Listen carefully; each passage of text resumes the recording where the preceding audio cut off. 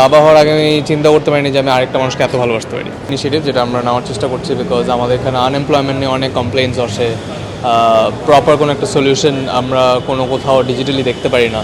So next জবসের vision এটাই যে we want to be a complete HR solution for the youth যারা unemployed আছেন বা যারা মিড ক্যারিয়ারও আছেন, স্কিল ডেভেলপ করতে চান। So it's not about just job posting, আমরা শুধু জব পোস্টিং করি না, রাদার আমরা এখানে we try to provide end to end solution, যে আপনার স্কিল ম্যাচিং থেকে শুরু করে স্কিল আপডেট থেকে শুরু করে মিড ক্যারিয়ার আপনার যদি কোনো কনসালটেশন লাগে বা প্লেসমেন্ট লাগে, সো ওগুলো আমরা করার চেষ্টা করি থ্রু ডিজিটাল প্ল্যাটফর্ম। বাবা হয়েছে কিছুদিন হয়, অনেকদিন হয়ে গেছে, 2.5 বছর হয়ে গেছে। সো 2.5 বছর it's very good experience, specially মেয়ের বাবা হওয়া। তো ছেলের বাবা হলে তো ছেলেকে মারতে পারতাম, মেয়ের বাবাকে হয়ে আসলে মেয়ের সাথে অন্যরকম সম্পর্ক, মানে এটা বলে বোঝানো যাবে না, because you cannot think of loving someone so much.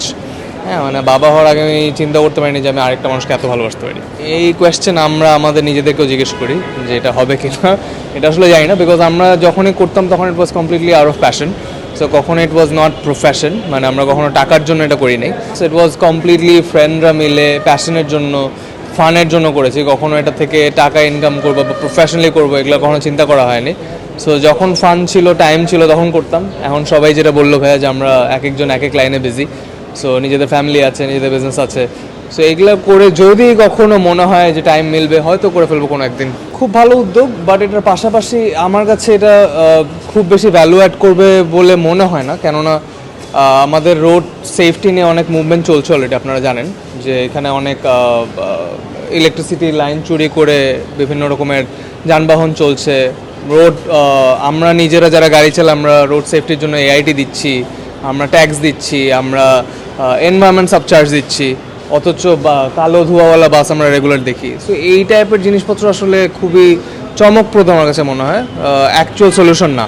So যদি আমরা অ্যাকচুয়াল সলিউশন আনতে চাই, যেখানে আমাদের public transport would be better, যেখানে সেফটি এনশোর করা হবে, তখন আমি আসলে এটাকে বাহবা দিব। বাট তার আগ পর্যন্ত এগুলা একটা দুইটা বাস এরকম আমরা প্রায় দেখি যে একটা ইউনিভার্সিটির জন্য একটা বাস দেওয়া হচ্ছে, মহিলাদের জন্য একটা বাস দেওয়া হচ্ছে, বাট এগুলো আসলে কিছু হয় না। না পারার কোনো চান্স নেই, মানে যারা নারী ড্রাইভার তারা যদি দক্ষ হয়, তারা যদি লাইসেন্স প্রাপ্ত হয়, তারা না পারার কোনো চান্স নেই। বাট যারা দক্ষ ড্রাইভার না, যাদের লাইসেন্স নেই, বাচ্চারা যারা বাস চালায়, এদের সাথে আমি কেন, মানে যে কেউই পারবে না। ওটা নারী পুরুষের কোনো সম্পর্ক না, বিকজ ওরা চালাতে জানে না, ওরা যেখানে সেখানে ঢুকায় দেয়, যেখানে সেখানে লাগাই দেয়, মানুষ মেরে ফেলে।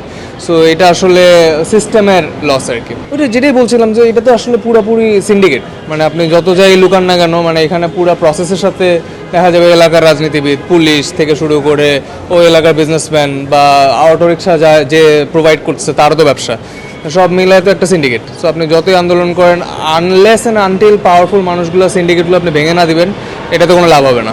সো এই নতুন বাংলাদেশ 2.0, সবার আগে বাংলাদেশ, এই টাইপের কথা আমরা অনেক বলি, বাট কাজে কতটুকু করছে আমরা জানি না। সো এই জুলাইয়ের পর আসলে এই টাইপের জিনিসপত্র যে এখনও দেখতে হবে, এখনও সিন্ডিকেট দেখতে হবে, এখনও চাঁদাবাজি দেখতে হবে, এটা আসলে আমরা আশা করি নাই। বাট একটা স্টুডেন্ট মারা যাচ্ছে, আজকে আইইউবির একটা স্টুডেন্ট এত আওয়াজ হচ্ছে, বাট আইইউবির স্টুডেন্ট মারার পাশাপাশি একটা ছোটো বাচ্চা থেকে শুরু করে বৃদ্ধ থেকে শুরু করে ইনজুর্ড হচ্ছে রেগুলারলি। সো ওগুলোরও সেম ভ্যালু। সো এই ভ্যালুগুলো যদি সেফটি, রোড সেফটি যদি আমরা না এনশোর করতে পারি, তাহলে আসলে মানে আমাদের যারা অ্যাকচুয়ালি ট্যাক্স দিয়ে, আমাদের ট্যাক্স দেওয়া বন্ধ করে দেওয়া উচিত। মানে আপনি অবৈধ জিনিসপত্র চালাবেন, বাস চালাবেন অবৈধ, আপনি ট্রাক চালাবেন অবৈধ, আপনি লাইসেন্স ছাড়া ড্রাইভার দিবেন অবৈধ। আর আমরা যারা রেগুলারলি দিনের পর দিন গাড়ির উপর ট্যাক্স বাড়ায় দিচ্ছি, এআইটি বাড়ায় দিচ্ছি, এআইটি রিবেটেবলও না, এআইটি দিয়ে আমি কিন্তু রিবেট পাই না। তারপর আমি এনভায়রনমেন্ট সাবচার্জ দিচ্ছি আমার 2টা গাড়ি থাকলে, যাদের 10-12টা বাস, এতগুলা বাস যেগুলো ইলিগাল, ওদের কোনো এনভায়রনমেন্ট সাবচার্জ আছে নাই তো। তাহলে এগুলো আসলে সরকারের ভালো মতো দেখা উচিত, আদারওয়াইজ মানে জনগণ চেতে গেলে কী হয় সবাই জানে। সো ওইটাই।